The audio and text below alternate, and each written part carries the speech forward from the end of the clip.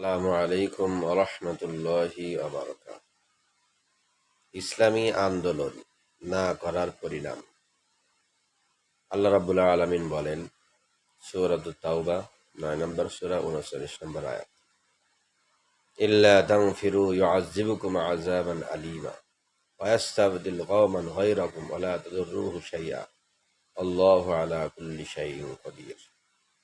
তোমরা যদি আল্লাহর পথে যুদ্ধ না করো, আল্লাহর পথে বের না হও, তাহলে তোমাদেরকে পীড়াদায়ক শাস্তি দান করা হবে এবং তোমাদের স্থলে অন্য কোনো লোক সমষ্টিকে বসিয়ে দেওয়া হবে, আর তোমরা আল্লাহর কোনো ক্ষতি করতে পারবে না।